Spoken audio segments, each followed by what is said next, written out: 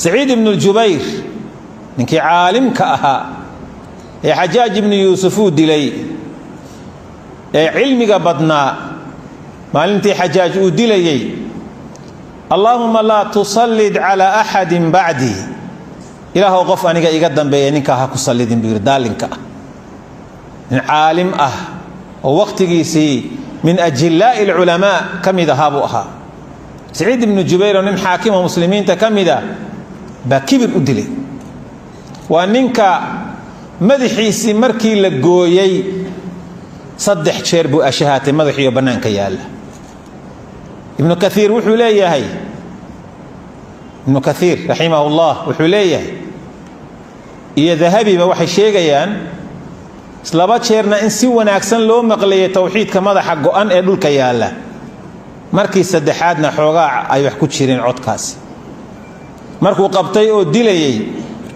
wuxuu ku yiri la ubadilannaka bid-dunya naaran taladha adduunyada waxaan kuugu bedelayaa dab ololaya waa ku gubaya adduunyada waa ku bedelayaa naar baan ku gelinayaa nin caalim oo ilaahay ku kalsoon oo diintiisii yaqaana nin iska hadlay warkiisa muraadka ma leh intuu saaw eegay wuxuu ku yiri law a'lamu annaka taqdiru dhalika latakhadtuka ilaha hadii aan ogahay inaad naar gelin karto ama ay cadaabi karto waa ku caabudi lahaa buu yiri miskiin baad maxaad yeeli kartaan naftoon baad iga jari kartaa laakiin waxaad yeeli kartaa oo kale ma jirto halkii buu ku dilay انت ويري كليحيه قبلده كسو ليحيه قبلده وجهيس مركاسو ايغاي قال فاينما تولوا فثم وجه الله ميل كستو ادو جيستان الهي جهدي سيبين كحكتا اقتلوه عدو الله ما انزعه من الايات ورنينك الدلا قرانك يا اياتها لسو بخي اوكا حولوه إلى الأرض ملك وفوررية ثركنا كتشرا قال منها خلقناكم وفيها نعيدكم ومنها نخرجكم تارة أخرى من عالمة ملك وفوررية مركو يري ملك إلهي وحيري واتان إذن كابورنا وأنا إذن علينا وحوكا لما سو كردين معاد كردي سبير مركاسو يري القيود والنطع حركه إيود saanti ii keena si qasriga madaxtooyada dhiigiisu aanu ugu daadan marka la dilayo markaasa la dhigay saanti dabeetana qoorta ka gooyay buur waa markuu leeyahay uu qosle marka ma yudhikuka ya saciid maxaa ka qoslinay waa lagu dilayay ajibtu hilmullahi alayk wa jur'atuka ala allahi wa hilmuhu alayk waxaan aad la yaabanahay sidaad u dhiiran tahay dhiiga muslimka u daadinayso ummadda u laynayso ilaahay dulqaadkiisan la yaabanay soo kugu dulqaadanaya alle oo dunidan cagaha aad ugu hayso ayaan la yaabanay dila markaasuu allahumma la tusallid ala ahadin ba'di ilaahu qof aniga iga dambeeya ka ha ku sallid qoorta laga jaray waxay leeyihiin taariikhyahanadu wuxuu waashay kursigiisa isagoo ku fadhiya oo aan kicin meydkiina uu yaalo ayuu maskaxdiisa isbedeshay afartan maalmood buu ka dambeeyay Saciid ibn Jubayr hurda raaxale maseexan indaha markuu isgeliyaba wuu soo boodayay maali wali Saciid ibn Jubayr aniga ya Saciid ibn Jubayr maxaa iska kaaya gale indaha markaan isgeliyaba kalarku i qabanaya wuxuu oranayaa ya adu wallahi lima qataltani maxaa ii dishay afartan cisho isagoo isku dhaxyaacsan buu noolaa kadibna waa dhintay ninkaasi xaakim muslimiinta kamid u ahaa xaafidul quraan buu ahaa mujaahid buu ahaa hogaamiye dhan buu ahaa ninka caalimka adilay cidii culimada disha Sheekh Abdul Naasir u dambeeyo adduunka raaxa kaga dambeyn maayo adduunyada raaxa kaga dambeyn maayaan la wa sunnatullah wa sunni ilaahi وحير سعيد بن جبير ما علامة هلاك الناس ضدكو إني هلاك سمان محاوى علامة ذا qaala idaa halaka culamaa'uhum ummaddu marka culimadeedu dhimato waa halaagsameen. cali bin abi aalib, cabdullahi bn mascuud radia allahu canhuma, mowtu lculamaa hulmatun fi lislaam. culimada geerideedu ay geeriyooto waa fongor iyo meel dalooshantay oo diintii islaamka meel baa dalooshantay. nin caalima ku gufaysnaa ayaa dalooshantay. laa yasudduhaa shayun ma ikhtalafa alleylu wannahaar. meeshaa dalooshantay ee fangorta noqotay ma awdmayso habeen iyo maalin dunidu intay sii jirto. sufyaan ibnu cuyayna raximahu llah, wa ayu cuquubatin ashaddu cala aljahli an yadhaba ahlu lcilmi. wax ka weyn, dhibaato ka weyn mama jirto, iyo cuquubo ka weyn culimmadu markay tagto oo dunyada ka guurtaa jahliga ummadda wuu biyo dhigaya. cabdullahi bn mascuud radia allahu tacaala canhu wa ardaah, atadruuna kayfa yanqusu lislaam? miyaad garanaysaan islaamku siduu isu dhimayo oo u nusqaamayo? markaasuu sharxayaa, yakuunu fi lqabiilatayni caalimaan. qabiilo iyo dad meel degan ayaa waxaa ku jira laba nin oo culimo caalimiin ah. fayamuutu axaduhuma, mid baa dhimanaya. fayadhabu nisfu lcilmi, cilmiga barhkii baa tegey. wayamuutu alaakhar fayadhabu cilmuhum kulluh, ka kalaa dhimanaya, cilmigoodii oo dhan baa tegaya. cilmigoodii oo dhan ayaa tegayu le cabdullahi bn mascuud radi allahu tacaala canhu wa ardaah. culimmadu ilaahay subxaanahu wa tacaala u abuuray muhiimad weyn ayuu alla ka leeyahay. waayitaankooda ummadda dhexdooda la waayana waa musiibo weyn. ilaahay wuxuu tilmaamay dadka ahlucilmiga ah, kunuu rabbaaniyiin, kuwa rabbi yaqaano alla yaqaana noqda. maxaa looga jeedaa rabbaaniyiin? alrabbaani huwa aladii yurabbi annaas bisigaari alcilmi qabla kibaarih. waa dadka aqoon-yahankae culimmada ah ee dadka ku tarbiyeeyee bara cilmiga qaybihiisa yaryar inta weyn intaan la gaarin. cabdinaasir ka mid buu ahaa raximahullah. ummadda cilmiga iyo shareecada iyo aqoonta in lagu rabeeyo, lagu koriyo cilmiga qaybihiisa yaryar, dabeetana ka waaweyn loo gudbiyo, caynkaasuu ahaa raximahullah. culimmadii islaamka soo martay saasay ahaayeen. hadyigii nebiga salawaatu ullaahi wasalaamu calayhi ku taagnaa saasay ahaayeen. manhajkii ahlusunna waljamaaca ummadda ugu dhawaaqayay, xaq baa lagu wada laayay. iyagoo xaqii ku baaqaya oo diintii ku baaqaya ayaa la dilay. rag badanoo culimmadii muslimiinta ka mida saasay ku tageen oo lagu laayay. ilaahay wuxuu yidhi subxaanahu wa tacaala qur-aanka kariimka ah fii suurati aali cimraan aayadda 20aad, ina aladiina yakfuruuna biaayaati illaah, kuwa ilaahay aayaadkiisa ka gaaloobaya. aladiina ya'muruuna bilqisti, kuwa dadka amraya oo faraya cadaaladda iyo khayrka iyo wanaagga, min annaasi min bacdi annaas, dadka qaarkii ka mid ah xaalay ka mid yihiin. fabashirhum bicadaabin aliim, u bushaaree cadaab xanuujiyaba ilahay yidhi subxaanahu wa tacaala. kuwaas marka gaalada u horaysa, alyahuud waannasaara, kuwa ambiyada iyo rususha iyo addoommaha ilaahay iyo culimmada laaya. khawaarij baa ku xigta oo iyaguna caynkaasoo kale ummadda u laayay.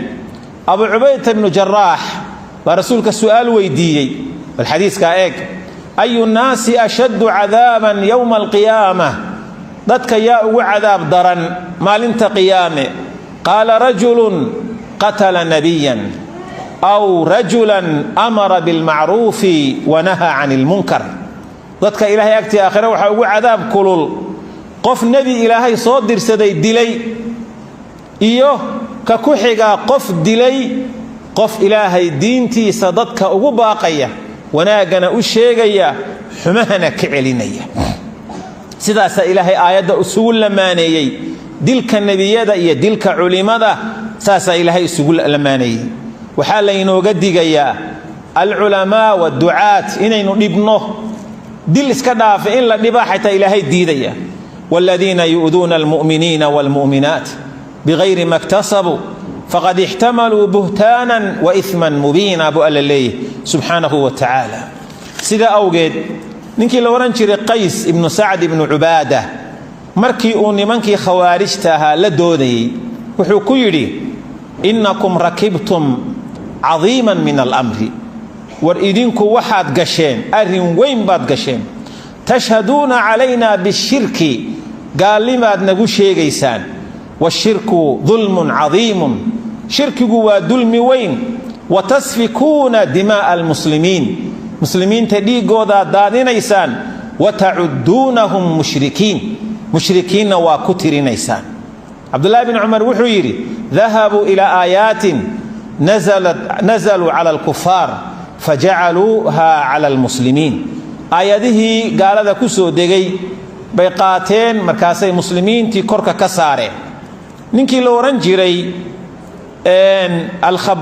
خباب بن الأرت إنكيسي عبد الله وحاسكيسو الله صعوده وحاملة أو ست كيدي قو بي سو قبتين ولا خوارجته markay qabteen ayay yiraahdeen warwaadiga argagixiseen maxaad iga rabtaan ma waxbaan ku weydiinayna xadiis abaha aad ka maqashay rasuulku ka maqlay bal noo sheeg markaas uu xadiiskii fitanta ka sheekeynayay ayuu u sheegay fitnada qofka dhex taagan iyo qofka fadhiya iyo ka socda inay kala duwan xadiiskii sheegayay ayuu u sheegay markay sii wadeen ayaa nin iyagii kamid ah doofaar baa soo agmaray markaasuu seeftiisii ku dhuftayo jirkiisii meel dilaaciyay. doofaarka nin gaala iska leh oo gaaladii muslimiinta ku hoos noolayd ee jizyada laga qaadi jiray kamida markaasay yiraahdeen maxaa ninka dhimmiga ah gaalka muslimiinta ku hoos nool doofaarkiisa maxaa ku geeyay u taabanaysa. ninkii bay u tageen way raali geliyeen naga raali ahaw doofaarkaaga ninkana ku khaldamay waa caynkan waxa ay jiidayaan ay wadaan inay dilaan ay rabaan waa nin muslim ah oo ay xaaskiisii wadaan waa qabteen dhulkay dhigeen waa gowraceen isagii islaantiisna dhulkay dhigeen calooshay ka soo rideen iyadoo nool bay caloosha ka soo rideen. riwaayadka qaarkood waxay yiraahdeen waa gowraceen markii dambana calooshay dilaaciyeen ilmi waa ka soo rideen.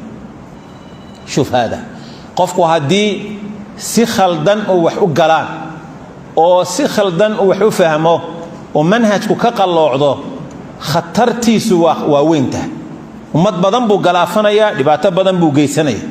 Ali bin Abi Talib yaga dilay khawarij xilligii laga salaada subax isagoo u soo baxay oo masaajidka ku socda la dilay. Umar Uthman ibn Affan isagoo aqalkiisa ku jira la dilay oo kitaab quraan akhrisanaya gaar ahaan fasayakfikahumullah ayada isagoo akhrinaya dhiigii ugu horeeyay lagu dhuftay tooreyda ama sayfta ku dhacday dibcihii ugu horeeyay ayadaasi ku daateen korkeeda. Umar ibn al-Khattab isagoo salaadii subax tukanaya oo mihraabka taagan ba 7 masa 9 tooriyood lagu dhuftay oo laga soo qaaday meesha markaasa la keenay aqalkiisa muslimiintii soo booqanaya. nin dhakhtar reebani najara loo keenay bal inuu eego markaasuu caanu ka bisiyay meelihii tooreydu kaga dhacday bay caanihii ka soo daateen markaasuu yiri waa khalaas ninkan mindhicradii waa go'an yihiin. waxa la garan waayay naftu inay ka baxday inay ku jirto.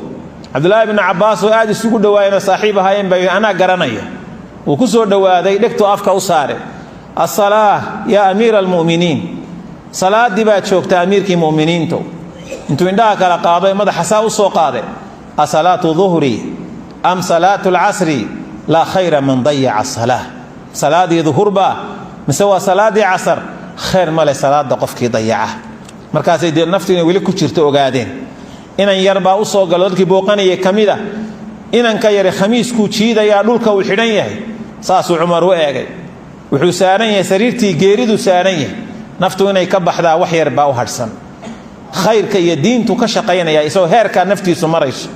inanka yaraabi ruduhu alayya inanka yusoo celiya waa loo soo celiyay ya gulaam irfa izarak fa innahu anqa li thawbik wa atqa li rabbik wa inan yahu marada sare u qaado inaad marada sare u qaadata nadaafada dharkaaga ku jira alla ka cabsiguna waa ku jira. من الخطاب رضي الله عنه wadadan marka in culimada saxaabadi ajilla rag ah ay ku dhintaan wadadan iyagoo haya khayr weyn baa ku jira.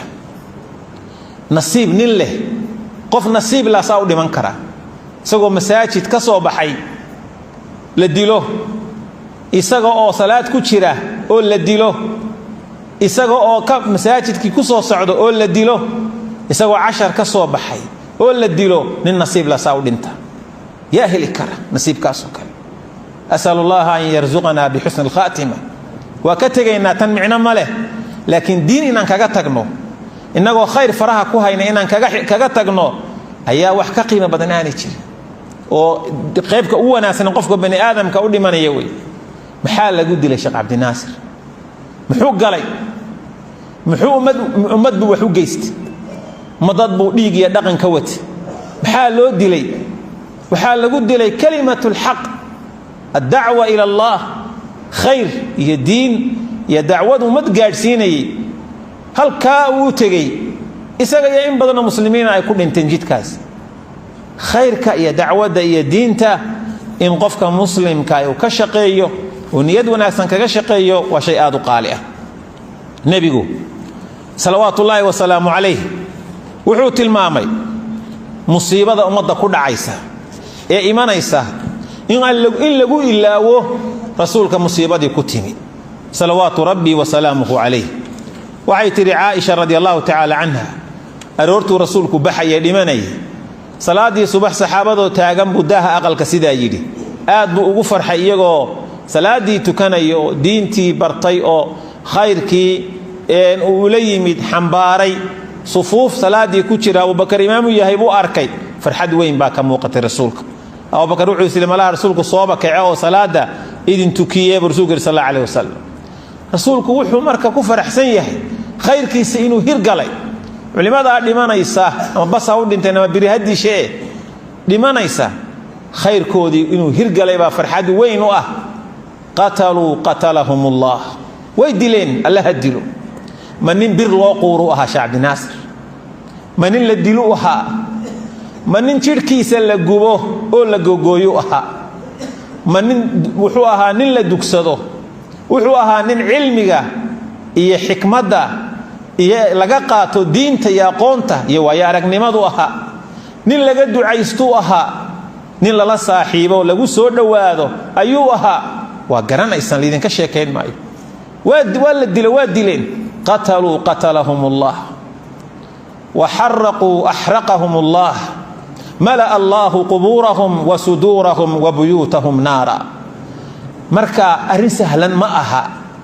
naftu marbay ka baxaysa la in laba jeer ka baxayso, laakiin adigoo toosan oo diinta Ilaahay ku toosan oo shariicadu ku toosan oo rabbiga xaqiisa ka hagaagsan geeridu ha ku timaado. rasuulku wuxuu yiri musiibo kasto idin ku dhacda musiibadayda ku ilaawa aniga geeridayda aan dunida ka tago musiibo la mid ma jirto. nabigu alayhi salaatu wasalaam waa xaqiiqada rasuulullaahi Muhammad dhimashadu dunida ka tago dhintay musiibo ka weyn ma jirto oo muslimiinta la soo gudboonaatay. saasaynu kaga sabraynaa dib kasta iyo musiibo walba oo dhacda. nabigu wuxuu yiri salawaatullaahi wa salaamu alayhi isagoo tilmaamaya cilmiga iyo culimadu inay isku xidhan yihiin. wuxuu yiri rasuulku sallallahu alayhi wasallam inna allaha la yaqbidu al-ilma intiza'an yantazi'uhu min al-ibad. ilaahay cilmiga ma qaado isagoo dadka laabtooda ka siibaya oo mar qura dadkii waxday yaqaanayo aan waxba garanaynin inay dhacdaa suuragal ma aha. laakiin Allah muxuu ku qaadayaa cilmiga? ilaahay cilmiga culimadu qibdoonaya. culimadii baa dhamaanayso dhimanaysa, dadkuna cilmigii kala hari maayaan. wax yar baa laga yaabaa inay wax ka reebaan, bulshadii inteedii badneed cilmigii ka reebi maayaan. ummadii waxa u soo cumaamadanayo isu soo taagaya golayaasheedii kala duwanaa ee bulshada dhaqankeedii iyo diinteedii ah dad aan waxba garanaynin ayaa markaa intay ummadda u fatwoodaan oo wax u sheegaan ayaguna waa lunsan yihiin, ummadana waa luminaya. wuxuu yiri al-Hasan al-Basri rahimahullah lawla al-ulamaa'u lakana an-nasu kal-bahaa'im. hadaanay culima jirin dadku xoolaha kale noqon lahaayeen, xoolaha kale noqon lahaayeen, laano cid wax u sheegaysa iyo cid wax amraysa midna ma jirto.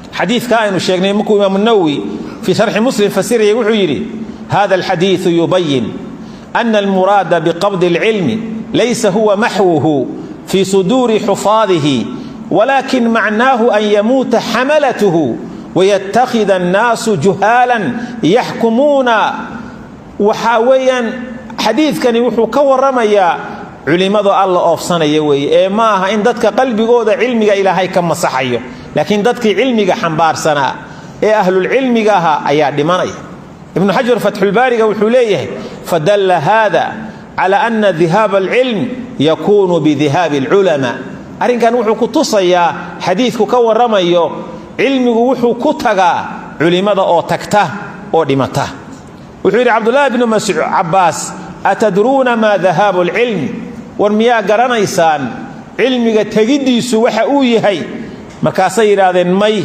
ذهاب العلماء وعلماء يو تكته أو دمته أو دماته ويان علماء مركوا أيوه وأي علماء لا شيء علماء وحوي العارفون بشرع الله وددك إلهي شرعي ساقون تولي يقانا المتفقهون بدينه وددك فهم سن إلهي دين كيسة الذين يقولون قال الله وقال رسول الله وددك أورانا يور إلهي عين كاسو يري رسولك عين كاسو يري وكو أورانا الذين يعلمون معاني الكتاب والسنة وكو يقانا معناها آيات أي شيء يسو إيه حديث كمعنيه سوا كو يقانا هم الذين يخشون الله وكو إلهي كعب سنة يعبسدون مدنيه لا يخافون في الله لومة لائم مدوح ايضين يعني مد دقالما يدلال دقالكي من نوع بقي مايان إلهي دين كيسي شريعة إن الشيطان هم أهل السنة وأهل الحديث